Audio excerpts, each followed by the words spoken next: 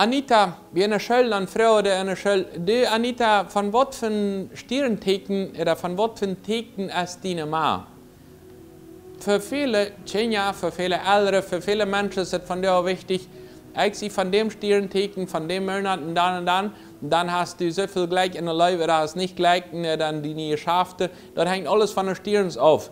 Die Stirns sind, was so erscheint im romantischen O und Hand, aber das andere soll wie Dollar und Gott leben an den Stirns. So viele der Hand hat sehr klar, ich kann auch einen Bibeltext an meine Facebook oder irgendwo schreiben, aber dann her auch das Horoskop, also dann check je die Stirnstekens, dass die irgendwo beeinflussen. Ein bisschen Aberglaube, ein bisschen von Gott, das soll dir doch nicht so viel schulden, wenn ich die Sache aller Typen mitmische.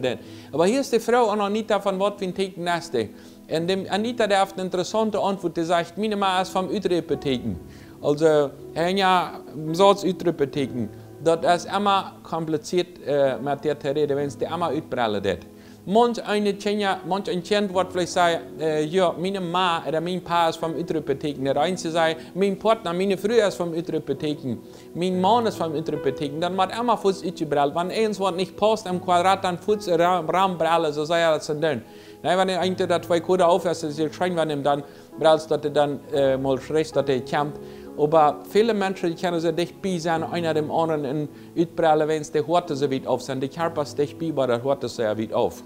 So diese Mal, die wir vom Ütrepetheken, das macht immer für sich utgebrellt. Ich habe ein paar Mal die Sache wiederholen und wenn nicht, dann wollte ich so brellen, dass der Hort kaputt wurde. Und ich mochte immer Kinder oder einen Partner haben, wo man kaputt nicht hört ist und ich wollte dafür utkommen, wenn es damit kann ich beweisen, dass ich der stolze Mann, der stolze Früh, der stolze Mann, ein paar hier sehe. Und das mir dann würde er heute utbleiben. Ich will niemals verzeihen, Frau, wenn es das erlaubt, mein Stolz niemals nicht. Das ist mein Geld, was Gott darüber sagt. Aber ich sehe eben, es ist dort, die hat mich annehmen und hat sie erlebt, und wo ich immer so, mein Pa hat das getan, es ist dann, meine Ma hat das getan. Und ich war doch wieder, es ist dort, oder nicht.